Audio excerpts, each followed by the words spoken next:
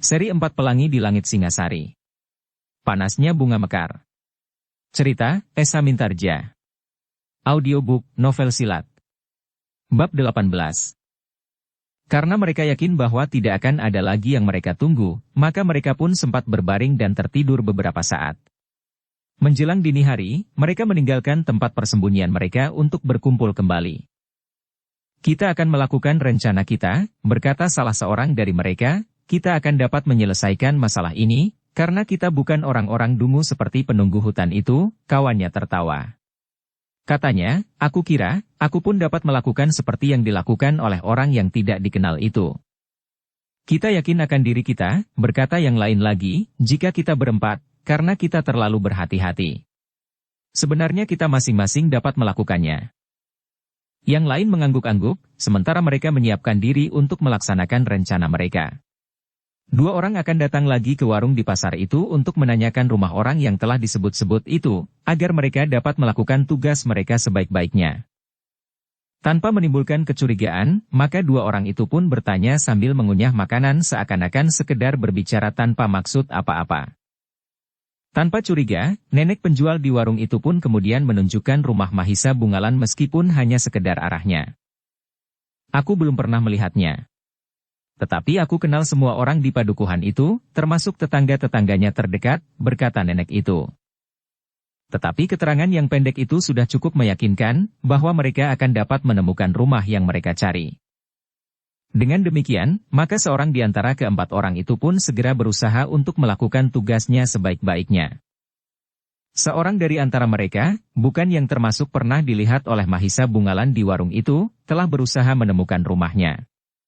Ia harus melihat dan meyakinkan bahwa perempuan di rumah itu adalah perempuan yang mereka cari, karena orang itu pun pernah melihat istri Pangeran Kuda Padmadata ketika ia disingkirkan dari rumahnya ke hutan terpencil itu. Mula-mula ia hanya sekedar mengawasi di longkangan. Dengan hati-hati ia pun kemudian mendekat. Ketika anak itu lewat di halaman, orang yang sedang mengintainya itu melangkah memasuki regol halaman dengan sikap ketua-tuaan. "Ger," ia memanggil, "apakah aku dapat bertanya sedikit?" Anak laki-laki itu termangu-mangu. Ketika ia hampir mendekat, maka kakeknya telah muncul di halaman sambil berkata, "Masuklah. Biar kakek yang datang." Anak itu termangu-mangu sejenak. Namun ia tidak berani melanggar perintah kakeknya. Tetapi pada saat itulah, seorang perempuan muncul di pintu. Hanya sekejap untuk memanggil anaknya dari pintu. Betapa ia berhati-hati namun ternyata bahwa yang sekejap itu telah menumbuhkan persoalan yang gawat baginya. Laki-laki di regol yang melihat sekilas itu telah menjadi berdebar-debar. Nampaknya perempuan itu adalah perempuan yang sedang dicarinya ketika Ki Wastu sudah mendekati regol, maka laki-laki dengan sikap ketua-tuaan itu pun bertanya sebuah nama seorang laki-laki. Apakah benar rumah itu adalah rumah orang yang dicarinya? Ki Wastu mengerutkan keningnya. Namun kemudian ia menggeleng sambil menjawab, "Bukan Kisanak. Aku tidak mengenal orang itu."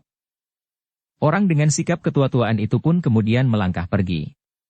Tetapi kemudian ia telah menghubungi seorang kawannya yang lain untuk meyakinkan, apakah penglihatannya itu benar. Kawannya pun kemudian mendekati rumah itu dari arah belakang.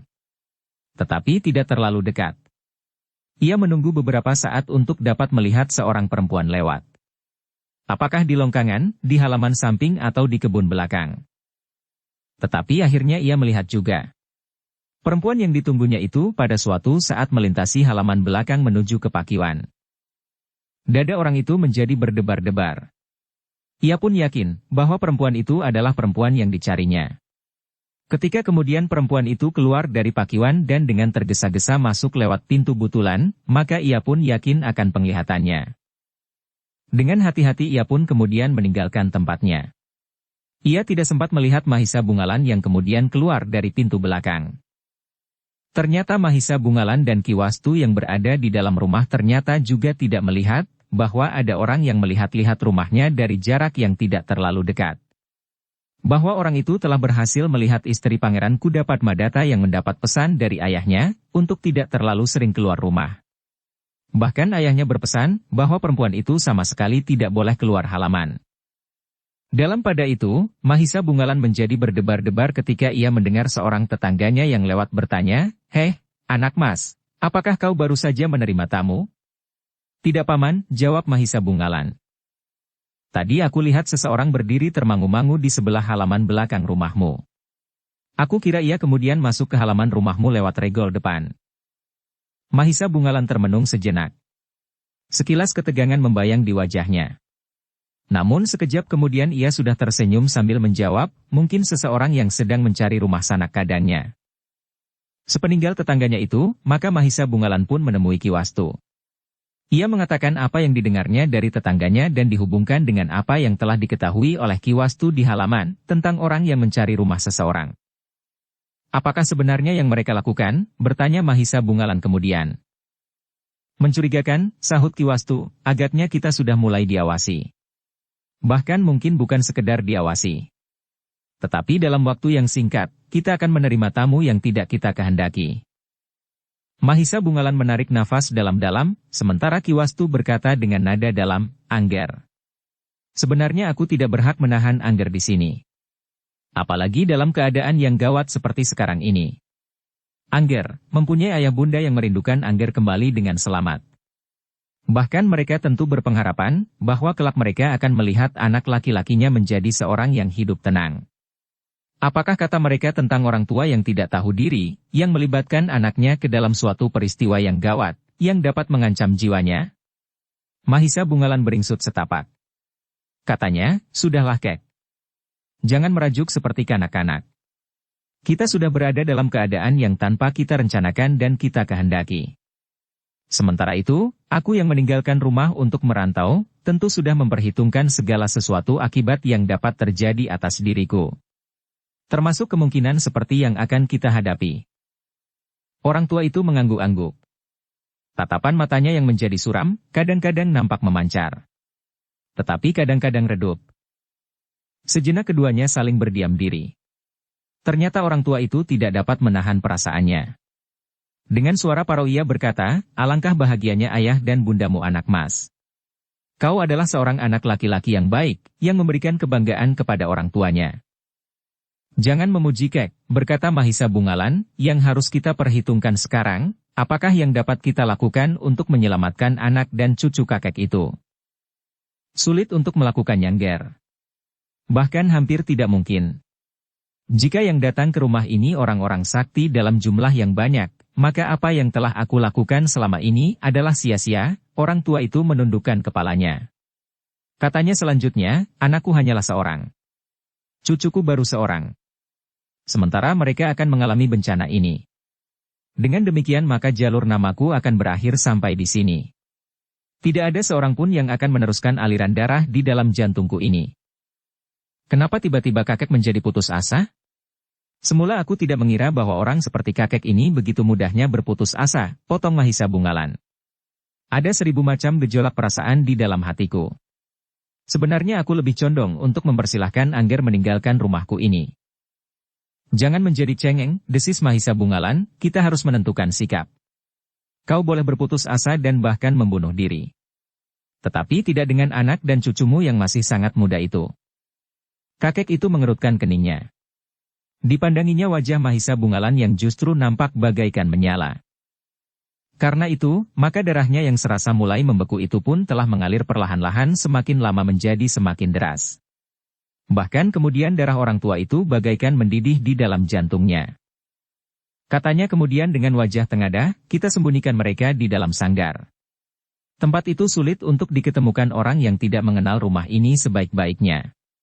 Pintunya tidak jelas dan letaknya pun di antara ruang-ruang yang tertutup. Mahisa Bungalan menarik nafas. Ketika ia mula-mula berada di rumah itu, ia pun tidak segera mengenal letak sanggar itu.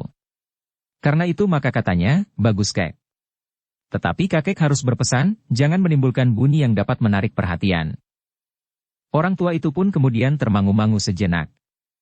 Namun ia pun kemudian berdiri sambil memanggil anak dan cucunya untuk mendekat. Dengan singkat kakek tua itu memberitahukan bahwa keadaan menjadi gawat bagi mereka.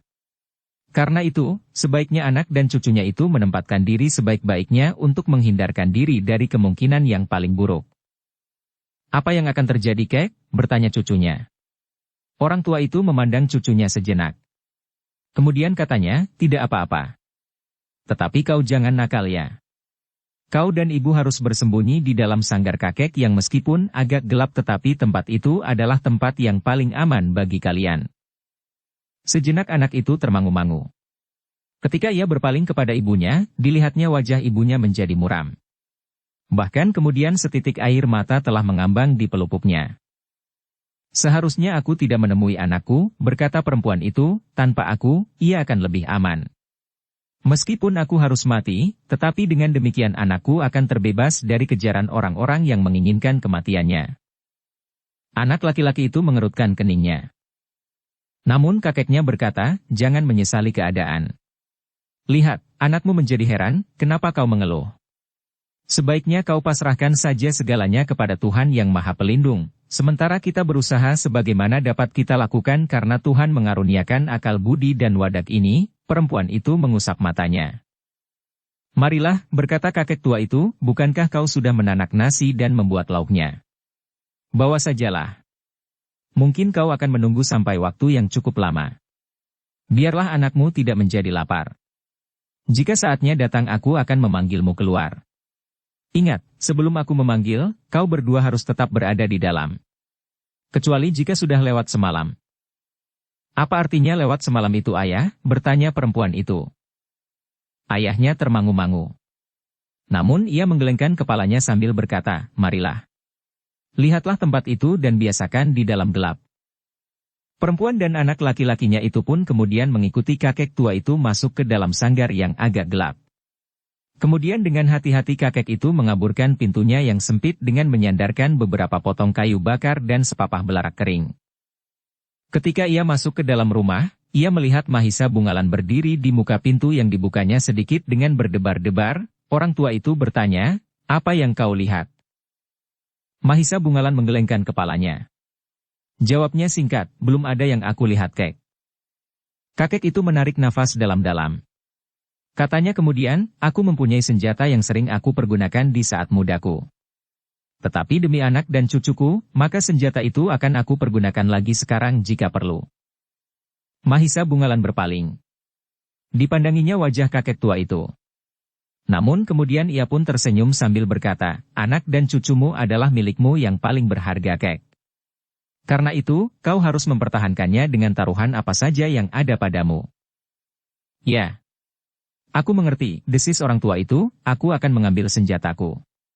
Tetapi barangkali kau memerlukan senjata angger? Senjata pendek atau senjata panjang? Berapa pucuk senjatamu kakek? Bertanya Mahisa Bungalan. Orang tua itu tersenyum.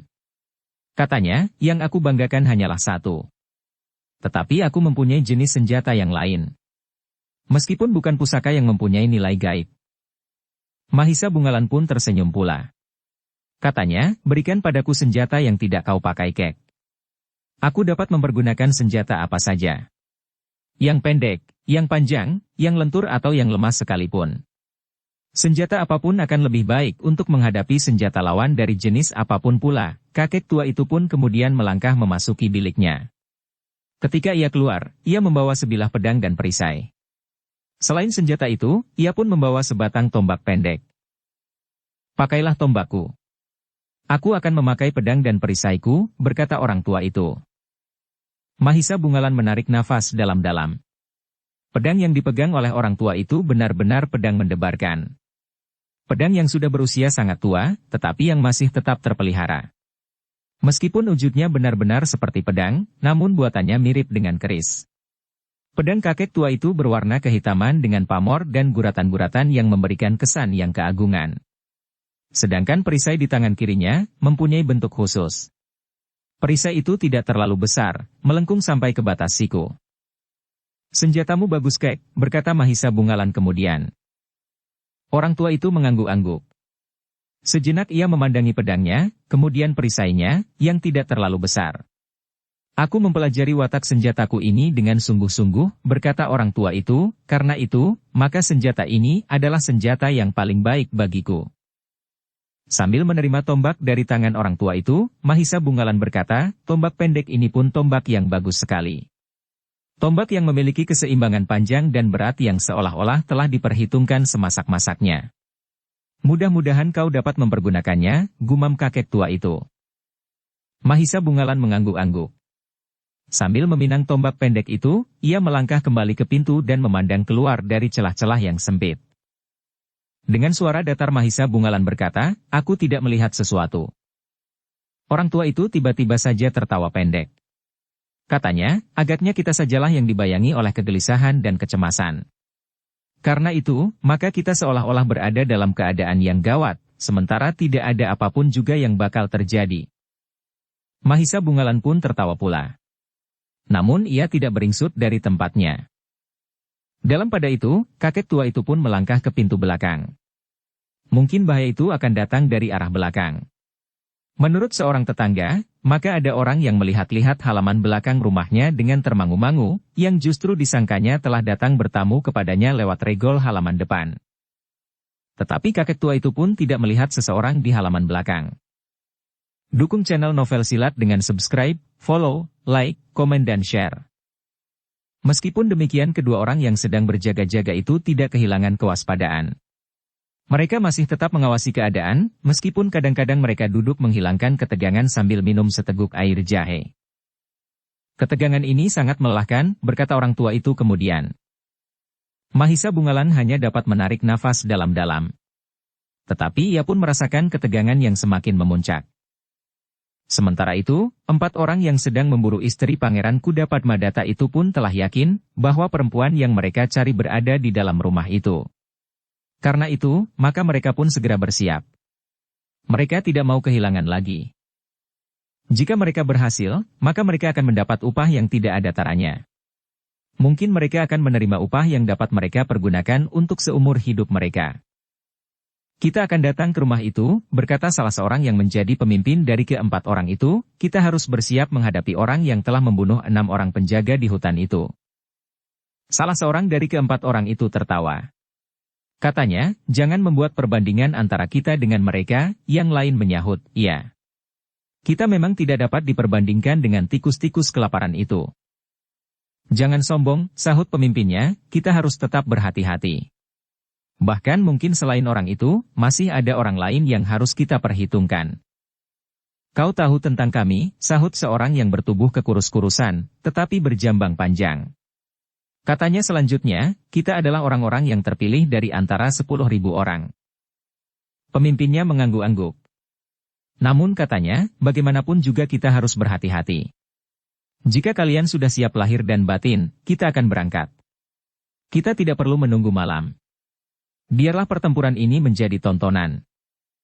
Ke-4 orang itu pun segera bersiap. Mereka menyandang senjata masing-masing.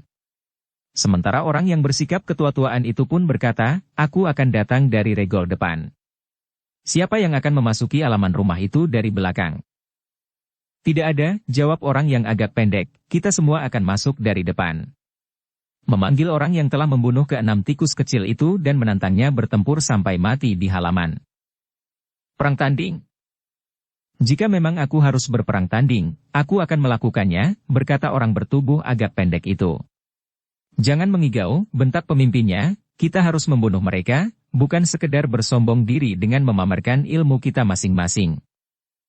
Mudah-mudahan mataku tidak rabun, berkata orang yang bersikap ketua-tuaan, tetapi aku yakin bahwa aku benar. Dengan demikian, maka ke-4 orang itu pun segera bersiap untuk berangkat. Mereka segera berloncatan ke atas punggung kuda masing-masing. Mereka tidak menunggu gelap, karena mereka tidak perlu mencemaskan campur tangan orang lain. Menurut penilaian mereka, orang-orang di pedukuhan itu tidak akan sanggup membantu apapun juga. Pada saat orang-orang itu berangkat, maka di rumah Ki Wastu, kegelisahan menjadi semakin mencengkam. Kakek tua itu dan Mahisa Bungalan berjalan mondar-mandir di dalam rumah. Sekali-kali kakek tua itu melekati pintu sanggarnya yang sudah disamarkan. Dengan suara lirih ia memanggil anak dan cucunya. Apakah kami sudah boleh keluar? Bertanya cucunya. Tunggu. Sebentar lagi kau boleh keluar. Tetapi berhati-hatilah. Jangan berbuat sesuatu yang dapat membahayakan dirimu sendiri. Anak laki-laki itu mengeluh. Tetapi ia mengerti bahwa ia memang harus bersembunyi. Ketika Mahisa Bungalan sekali lagi berdiri di muka pintu yang terbuka sedikit, maka ia pun terkejut. Ia melihat beberapa orang berkuda berada di depan regol halaman. "Kek," desis Mahisa Bungalan, "lihat. Ternyata mereka datang." Ki Wastu menarik nafas dalam-dalam. Katanya, "Itu lebih daripada aku harus menunggu sampai menjadi gila oleh ketegangan yang tidak ada ujung pangkalnya. Sekarang persoalannya menjadi jelas. Ternyata mereka menemukan persembunyian anak dan cucuku." Mahisa Bungalan mengangguk-angguk. Katanya, "Tidak ada jalan lain. Kita memang harus mempertahankannya dengan segenap yang kita miliki." Kakek tua itu termangu-mangu sejenak. Namun ia masih bergumam, "Aku seharusnya tidak menyeretmu ke dalam kesulitan ini, anak muda." "Kau masih juga merajuk dalam keadaan seperti ini, Kek," sahut Mahisa Bungalan. Orang tua itu menarik nafas dalam-dalam. Tetapi ia tidak berkata apapun juga. "Lihat, Kek, apakah ada orang lain yang lewat halaman belakang?" berkata Mahisa Bungalan kemudian. Kakek tua itu pun kemudian pergi ke pintu butulan. Dengan hati-hati ia mengintip lewat lubang pintu yang tidak tertutup rapat. Tetapi ia tidak melihat sesuatu. "Tidak ada," berkata kakek tua itu kepada Mahisa Bungalan. Orang-orang yang berkuda itu pun kemudian memasuki halaman.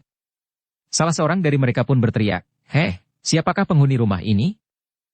Mahisa Bungalan berdesis, "Aku saja, Kek, yang menemui mereka." "Berhati-hatilah. Jika perlu, terserah kebijaksanaan yang manakah yang akan kau ambil. Akulah yang mempunyai rumah ini. Biarlah aku yang menemui mereka. Aku pernah melihat mereka, dan mereka pun pernah melihat aku pula. Setidak-tidaknya 2 orang di antara mereka di warung itu." Kakek tua itu termangu-mangu sejenak. Namun kemudian katanya, "Terserahlah. Tetapi berhati-hatilah. Jangan terlalu terikat akan harga diri. Jika perlu, panggil aku sebelum aku mengambil keputusan yang sesuai, karena sebenarnya lah otakku memang tumpul." Mahisa Bungalan tidak menjawab lagi. Ketika ia mendengar salah seorang dari keempat orang berkuda itu memanggil sekali lagi, maka ia pun segera mendorong pintu dan melangkah keluar sambil bergumam, "Tidak ada pilihan lain. Aku belum membawa tombak ini. Tetapi setiap saat aku akan mempergunakannya." Kakek tua itu pun menerima tombak pendek dari tangan Mahisa Bungalan. Ia sadar, setiap saat ia harus bertindak cepat dalam keadaan yang gawat. Sejenak kemudian Mahisa Bungalan pun keluar dari pintu depan. Ketika ia turun ke halaman, dilihatnya keempat orang itu berpencar. Sementara itu, kakek tua di dalam rumah itu pun berusaha berlindung di balik daun pintu.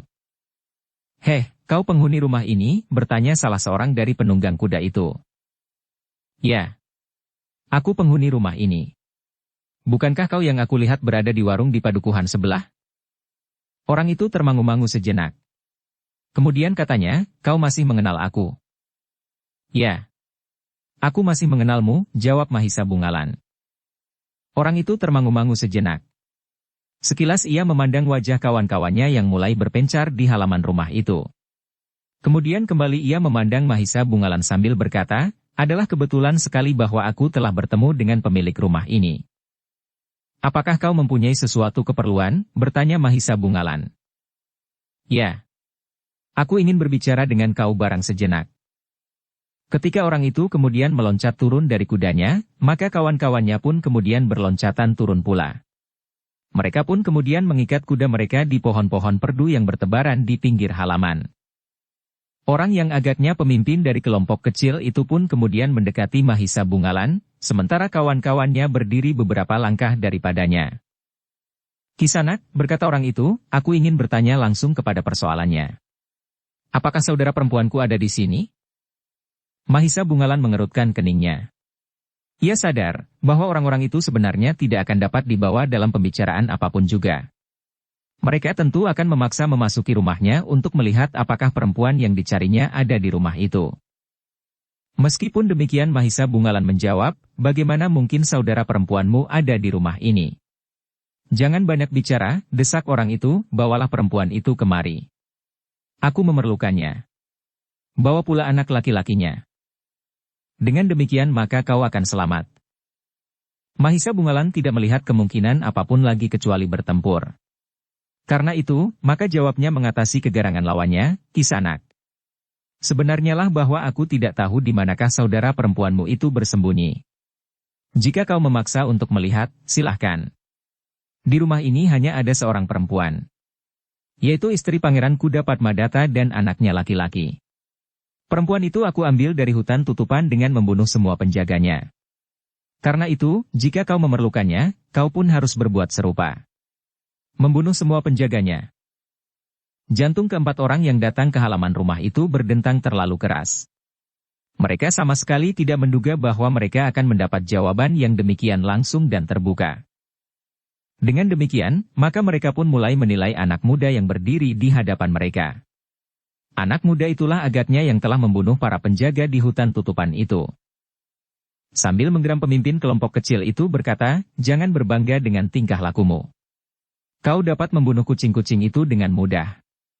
Tetapi jika kau bertemu dengan harimau-harimau yang buas, maka kau harus berpikir ulang untuk menentukan langkah sebelum kau menyesal." "Aku tidak melihat perbedaan antara kucing hutan dan harimau yang jinak dan tidak bergigi lagi," jawab Mahisa Bungalan. Terdengar orang itu menggeram. Darahnya mulai menjadi panas. Bahkan kawan-kawannya tidak lagi sabar untuk menunggu pembicaraan yang berkepanjangan. Namun mereka pun menjadi berdebar-debar melihat sikap Mahisa Bungalan yang yakin akan dirinya sendiri menghadapi orang-orang yang seharusnya ditakuti. "Anak muda," berkata pemimpin kelompok itu, "sekarang baiklah kita memikirkan cara yang terbaik untuk menyelesaikan hal ini. Serahkan perempuan itu kepadaku, dan kau akan tetap hidup tanpa aku usik sama sekali. Perempuan itu adalah kakakku. Sekarang kau tahu apa yang harus kau lakukan. Aku tidak akan mempertahankannya dan kau tentu akan memaksakan kehendakmu. Karena itu, kita akan bertempur. Kecuali jika kalian mengurungkan niat kalian." "Persetan. Anak yang tidak tahu diri. Kau masih terlalu muda untuk mati," geram pemimpin kelompok itu. "Karena itu aku akan bertahan. Kalianlah yang akan mati seperti keenam kawanmu di pinggir hutan tutupan itu, saat aku merebut kakakku dari tangan kawan-kawanmu yang kau sebut kucing-kucing hutan itu." Orang-orang yang datang di halaman rumah itu sudah tidak sabar lagi. Tiba-tiba saja salah seorang dari mereka telah meloncat menyerang Mahisa Bungalan yang berdiri termangu-mangu. Namun tidak kehilangan kewaspadaan. Karena itu, maka serangan yang meluncur dengan kerasnya itu tidak berarti sama sekali baginya. Dengan mudah ia bergeser mengelak. Namun dengan demikian pertempuran itu pun telah meledak. Keempat orang itu telah mengepung Mahisa Bungalan dari segala penjuru. "Jangan menyesal," geram pemimpin kelompok itu. Mahisa Bungalan telah bersiap menghadapi segala kemungkinan, sementara Ki Wastu memperhatikannya dengan hati yang berdebar-debar. Namun untuk sementara ia masih tetap berada di tempatnya. Ia masih curiga bahwa mungkin masih ada orang lain yang datang kemudian. Meskipun demikian, maka ia tidak lengah. Selain senjata yang akan dipergunakan, ia memegangi tombak yang akan dipergunakan oleh Mahisa Bungalan apabila diperlukan. Pertempuran itu pun semakin lama menjadi semakin seru. Mahisa Bungalan yang masih menjajaki kemampuan lawan itu pun segera mengetahui bahwa keempat orang itu memang memiliki ilmu yang dapat mereka banggakan. Namun ternyata kecepatan Mahisa Bungalan sulit diimbangi oleh keempat lawannya. Mahisa Bungalan berloncatan di antara keempat lawannya, menyusup di antara serangan-serangan yang datang beruntun. Bahkan dengan tangkasnya, kadang-kadang ia berhasil menipu lawannya, sehingga dua orang di antaranya mereka hampir saja saling berbenturan. Dalam pada itu, ternyata perkelahian di halaman rumah itu telah menarik perhatian. Beberapa orang yang melihat pertempuran itu pun menjadi berdebar-debar. Namun ternyata bahwa yang seorang telah memberitahukan kepada yang lain, sehingga sejenak kemudian, seisi padukuhan itu mengetahui bahwa di halaman rumah Ki Wastu telah terjadi pertempuran yang sengit. "Anak itu mempunyai banyak musuh," berkata salah seorang dari antara mereka, ketika ia datang, ia diketemukan hampir mati oleh Ki Wastu, karena anak itu berkelahi dan membunuh lawan-lawannya. "Mungkin bukan kesalahannya," sahut yang lain, "mungkin ia telah disudutkan pada satu-satunya kemungkinan yang dapat ditempuh. Nampaknya ia bukan seorang anak muda yang jahat, atau seorang yang memang mempunyai kesenangan berkelahi." Beberapa orang telah melihat pertempuran itu dari kejauhan. Mereka menjadi berdebar-debar ketika mereka melihat pertempuran yang semakin lama menjadi semakin seru. Apalagi karena Mahisa Bungalan harus bertempur melawan 4 orang yang garang. Namun ternyata bahwa Mahisa Bungalan masih tetap dapat bertahan. Ia masih mampu menghindari setiap serangan. Ia berloncatan dari sudut ke sudut halaman, dari seberang ke seberang. Dengan demikian, maka keempat lawannya harus memburunya susul-menyusul. Mereka tidak berhasil mengepung Mahisa Bungalan dalam lingkaran, karena kecepatan geraknya. Dalam pertempuran yang sengit itu, Mahisa Bungalan merasa betapa manfaat landasan ilmu yang diberikan oleh orang tua itu. Yang meskipun hanya sekedar alas bagaikan ompak bagi tiang, namun alas itu telah mengangkat dan meningkatkan keseluruhan ilmunya dengan segala macam kemungkinannya. Karena itulah, maka Mahisa Bungalan pun kemudian mampu bergerak lebih cepat. Mempunyai kekuatan yang bagaikan berlipat sementara pernafasannya pun menjadi semakin landung dan teratur, sesuai dengan setiap keadaan yang terjadi pada tubuhnya. Dengan demikian, maka lawannya pun menjadi bingung karenanya. Setiap kali mereka kehilangan Mahisa Bungalan. Meskipun Mahisa Bungalan juga masih belum berhasil melumpuhkan salah seorang dari lawannya, namun lawannya pun tidak dapat berbuat terlalu banyak atasnya. Anak setan, geram pemimpin kelompok itu, ternyata anak ini licik seperti demit. Ia hanya dapat berlari-lari mengelilingi halaman. Siapa yang licik? Sahut Mahisa Bungalan, aku hanya seorang diri. Tetapi kalian berempat. Aku kira anak muda yang telah berhasil membunuh 6 orang pengawal itu adalah seorang anak muda yang tanggon. Tetapi ternyata dugaanku keliru, desis yang lain. Mahisa Bungalan justru tertawa. Katanya, inilah aku. Apapun yang kau katakan tentang diriku, inilah kenyataannya. Dan kalian memang tidak dapat mengalahkan aku. Pemimpin, kelompok itu tidak sabar lagi. Dengan garangnya ia berkata, kita akan membantainya. Kita akan membunuhnya dengan senjata dan mencincang mayatnya sampai lumat. Sekejap kemudian, maka keempat orang itu telah menggenggam senjata mereka masing-masing. Dengan garangnya mereka mengacu-acukan senjata mereka dan agaknya mereka benar-benar siap untuk mencincang Mahisa Bungalan. Pada saat yang demikian, Ki Wastu melihat bahwa keadaan menjadi gawat bagi Mahisa Bungalan. Betapapun ia mampu bergerak cepat, namun 4 pucuk senjata di tangan 4 orang yang benar-benar mampu menguasainya, akan merupakan bahaya yang mungkin sulit untuk dilakukan. Karena itu, maka Ki Wastu mulai berpikir, apakah ia sudah waktunya untuk berbuat sesuatu. Apalagi ternyata selain 4 orang itu, tidak ada orang lain yang memasuki halaman lewat regol yang manapun juga. Dalam pada itu, orang-orang yang melihat pertempuran itu dari kejauhan yang jumlahnya semakin lama menjadi semakin banyak, menjadi semakin berdebar-debar. Mereka melihat 4 pucuk senjata teracu ke arah Mahisa Bungalan yang berdiri termangu-mangu. Apakah anak muda itu masih mampu bertahan? Desis salah seorang. Ia tidak mempunyai senjata apapun juga, sahut yang lain. Dalam pada itu, Ki Wastu tidak dapat menunggu lebih lama lagi. Jika ia membiarkan Mahisa Bungalan bertempur tanpa senjata melawan 4 orang itu, betapapun ia mampu berloncatan seperti burung sikatan, namun ia tentu akan sedikit demi sedikit tergores ujung senjata lawannya. Karena itu, ketika keempat orang lawan Mahisa Bungalan itu siap untuk menerkam Mahisa Bungalan dengan senjatanya, maka orang itu tiba-tiba saja telah muncul dari balik pintu sambil berkata, Angger. Inilah senjatamu. Apakah belum waktunya kau pergunakan? Semua orang berpaling kepada orang tua itu. Ia membawa sebatang tombak pendek. Sementara itu, ia pun membawa pula pedang yang khusus dengan sebuah perisai kecil di tangan kirinya. Sejenak keempat orang lawan Mahisa Bungalan itu memperhatikan orang tua itu yang berdiri termangu-mangu itu. Ki Wastu masih berdiri tegak. Ia pun sempat memandang keempat orang yang berdiri membeku sambil memperhatikannya.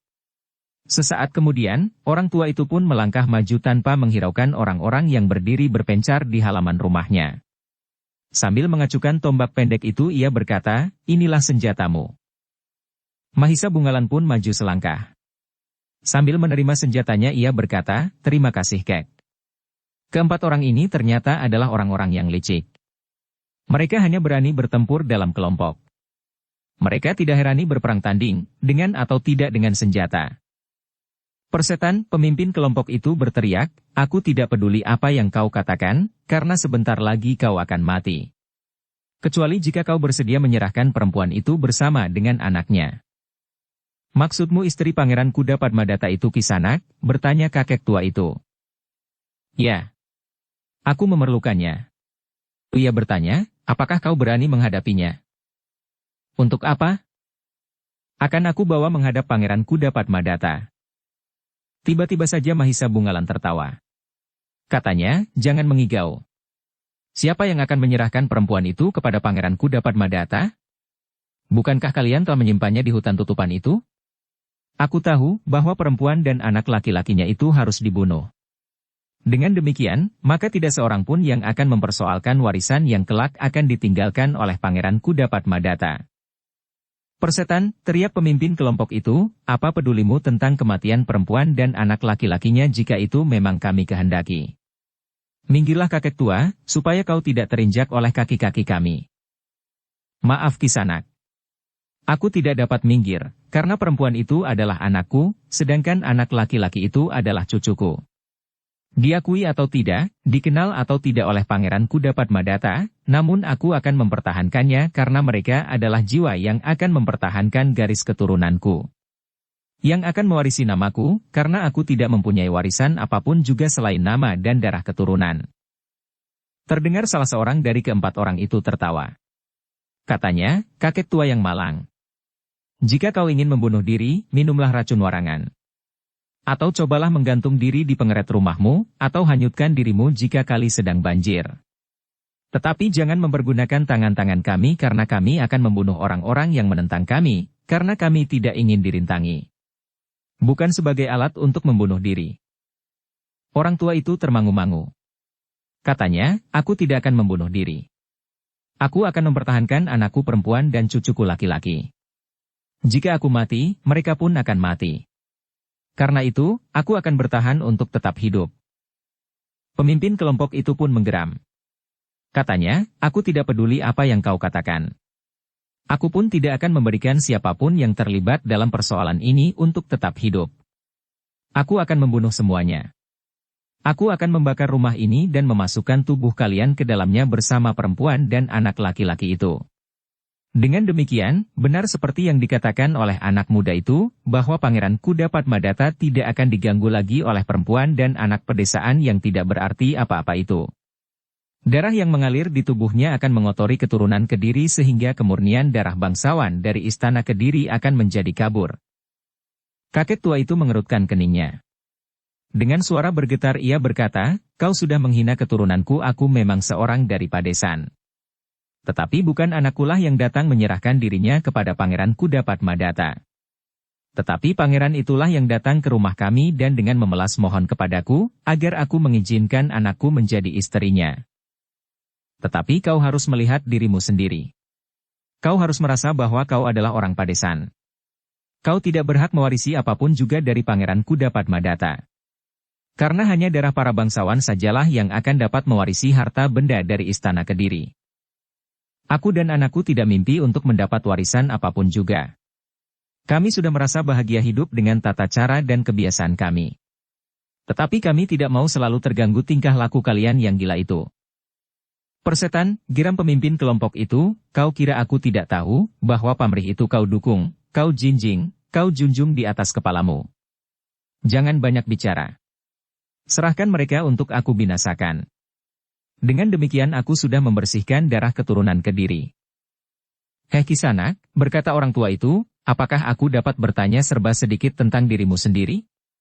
Apakah kalian juga berdarah bangsawan murni, sehingga kalian sangat bernafsu untuk membersihkan noda-noda pada darah keturunan Kediri? Sejenak orang itu terbungkam. Wajahnya menjadi marah, dan mulutnya bagaikan tersumbat. Namun sejenak kemudian suaranya bagaikan meledak, persetan. Bunuh mereka berdua. Lemparkan mayat mereka ke dalam api yang akan berkobar membakar rumah itu. Perempuan dan anak laki-lakinya itu pun harus dilemparkan pula ke dalam api hidup-hidup. Orang tua itu surut selangkah. Ia mengambil jarak dari Mahisa Bungalan, karena mereka tidak akan bertempur berpasangan. Orang tua itu pun sadar, bahwa ia akan melawan dua orang di antara keempat orang yang mendatangi rumahnya itu. Sejenak ketegangan yang panas telah membakar halaman itu. Beberapa orang yang melihat peristiwa itu dari kejauhan menjadi semakin berdebar-debar. Apalagi karena Ki Wastu telah turun ke halaman itu pula. Ki Wastu yang mereka kenal sebagai seorang petani yang hanya mampu menggenggam cangkul dan menyabit rumput untuk memberi makan binatang peliharaannya. Kini ia memegang pedang yang khusus di tangan kanan dan perisai di tangan kiri. Nampaknya memang aneh. Orang tua itu seolah-olah menjadi orang lain dari yang mereka kenal sehari-hari. Dalam pada itu, Ki Wastu dan Mahisa Bungalan telah bersiap untuk bertempur. Ki Wastu yang sudah melihat bagaimana Mahisa Bungalan mengalahkan kedua orang yang memburunya di Bulak di saat anak muda itu datang ke padukuhan itu, diatasi dengan ilmu yang disadap dari orang tua itu, maka anak muda itu adalah anak muda yang memiliki kemampuan yang pilih tanding. Sementara Ki Wastu sendiri adalah seorang yang memiliki ilmu yang mengagumkan. Tetapi untuk waktu yang lama, orang tua itu telah memiliki jalan kehidupan yang tenang sebagai seorang petani. Namun ternyata pada suatu saat, ia harus mengambil senjatanya dari simpanan, karena ia harus mempertahankan anak perempuan dan cucunya. Ketegangan itu memuncak ketika keempat orang yang memasuki halaman itu mulai bergerak. Tanpa berjanji mereka telah membagi diri. Mereka telah melihat kecepatan bergerak Mahisa Bungalan. Namun bagi mereka, yang dilakukan oleh Mahisa Bungalan itu hanyalah sekedar berlari-lari kian kemari. Kini, dua di antara mereka harus menghadapinya, sementara dua orang yang lain telah menghadapi Ki Wastu dari dua arah. Bunuh kakek tua itu secepatnya, berkata pemimpin kelompok itu, kemudian kita beramai-ramai mencincang anak muda ini. Keduanya akan kita lemparkan ke dalam api yang segera akan menelan gubuk kakek gila ini. Orang-orangnya pun segera mapan. Sementara Ki Wastu telah menggerakkan pedangnya. Seolah-olah ia ingin mengetahui, apakah tangannya yang tua itu masih mampu melakukannya. Tetapi sebenarnya lah bahwa Ki Wastu masih tetap seorang yang pilih tanding. Meskipun ia menjadi semakin tua, tetapi ia tidak pernah lupa memasuki sanggarnya meskipun hanya untuk sesaat setiap hari. Kadang-kadang pagi-pagi sebelum cucunya bangun. Namun kadang-kadang di malam hari, selagi cucunya tertidur nyenyak. Kini ia berdiri berhadapan dengan dua orang yang berwajah kasar dan bengis. Namun untuk mempertahankan anak dan cucunya, Ki Wastu sama sekali tidak menjadi gentar. Mahisa Bungalan yang kemudian menggenggam sebatang tombak pendek, telah bersiap sepenuhnya. Setiap saat ia dapat meloncat menyerang, atau menangkis jika serangan datang. Ternyata pemimpin kelompok itu tidak menunggu lebih lama lagi. Ialah yang pertama-tama meloncat menyerang Mahisa Bungalan, disusul dengan seorang kawannya. Namun Mahisa Bungalan telah siap dengan tombaknya. Ia menangkis serangan pertama dan kemudian meloncat menghindari serangan yang kedua. Namun dalam pada itu, tombaknya telah berputar menyambar seorang lawannya. Tetapi lawannya mampu bergerak cepat. Ia berhasil bergeser menghindari serangan tombak Mahisa Bungalan yang mengarah lambung. Bahkan kemudian dengan serta-merta ia memukul Mahisa Bungalan. Mahisa Bungalan tidak kalah cepatnya, menarik tombaknya agar landasannya tidak menjadi cacat karena sentuhan senjata pada sentuhan tegak. Dengan tangkasnya ia meloncat surut. Namun ketika seorang lawannya meloncat memburu, tiba-tiba saja ia terkejut dan dengan serta-merta menggeliat sambil menjatuhkan diri ke samping. Ternyata Mahisa Bungalan meloncat surut, namun dengan mengacukan tombaknya menyongsong lawannya yang memburunya. Tetapi Mahisa Bungalan tidak dapat berbuat sesuatu atas lawannya yang sedang berguling itu. Ketika ia berusaha untuk menyerang, tiba-tiba serangan yang lain telah meluncur ke arah tengkuk. Dengan sigap ia bergeser menghindari serangan itu. Kemudian memutar tombaknya mendatar, menyambar lawan yang seorang lagi. Namun serangan itu pun gagal, karena lawannya sempat meloncat surut. Sementara itu, dua orang yang lain telah bertempur melawan Ki Wastu, yang ternyata keduanya telah salah hitung. Mereka mengira bahwa Ki Wastu akan jatuh dan terbunuh pada tusukan yang pertama. Namun ternyata bahwa Ki Wastu memiliki kecapaian bergerak yang mengagumkan. Meskipun orang itu telah tua dan dalam hidupnya sehari-hari ia tidak lebih dari seorang petani yang selalu bekerja di sawah, namun dengan pedang dan perisainya, ternyata orang tua itu telah berubah menjadi seorang yang sangat garang. Ketika serangan pertama dari lawannya gagal, maka Ki Wastu telah memulai menunjukkan kemampuannya. Ia melenting tinggi dengan menyerang seorang lawannya. Senjatanya terjulur lurus kening, ia masih mampu menggeliat dan berputar di udara. Demikian ujung kakinya menyentuh tanah, maka ia pun telah melenting sekali lagi, menghindari serangan lawan yang menyambarnya. Namun ketika lawannya yang seorang memburunya sambil menyerangnya, orang tua itu tidak sempat menghindar lagi. Karena itu, maka ia telah mempergunakan perisainya untuk menangkis serangan itu. Namun dengan demikian, telah terjadi benturan kekuatan. Orang yang menyerangnya benar-benar tidak menduga bahwa orang tua itu memiliki kekuatan yang luar biasa.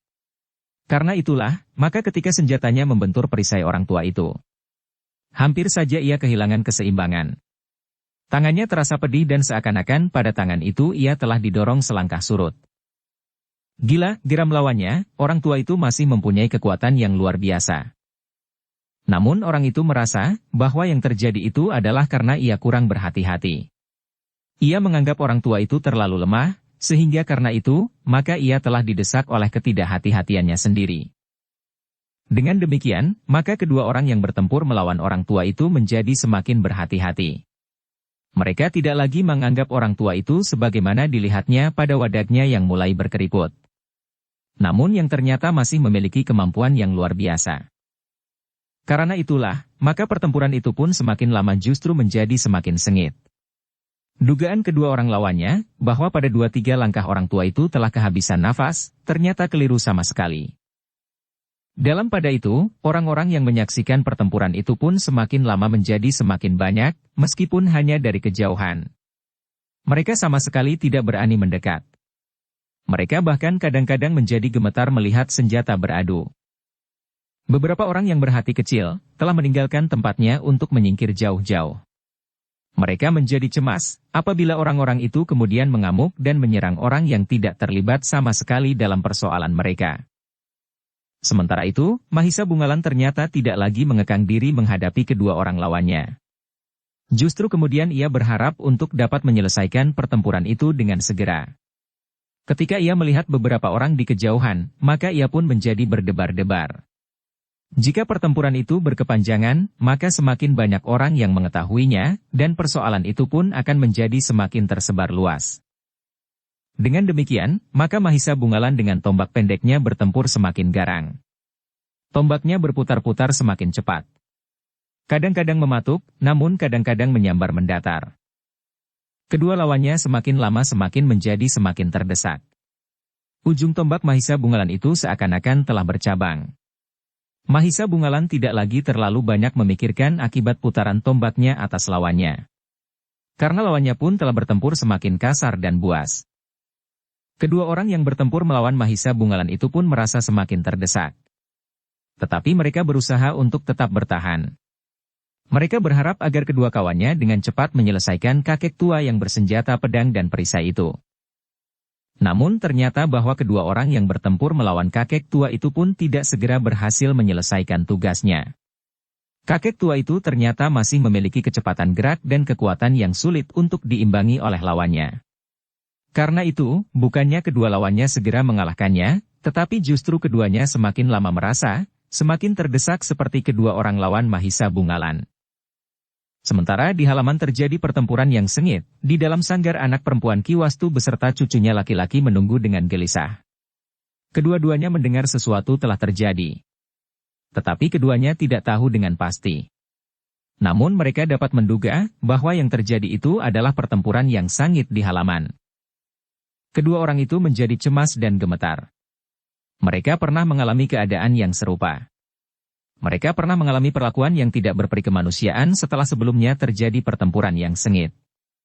Untunglah pada waktu itu anaknya dapat diselamatkan, kemudian dirinya sendiri tidak segera dibunuh karena masih akan dipergunakan sebagai umpan untuk menangkap anak laki-lakinya.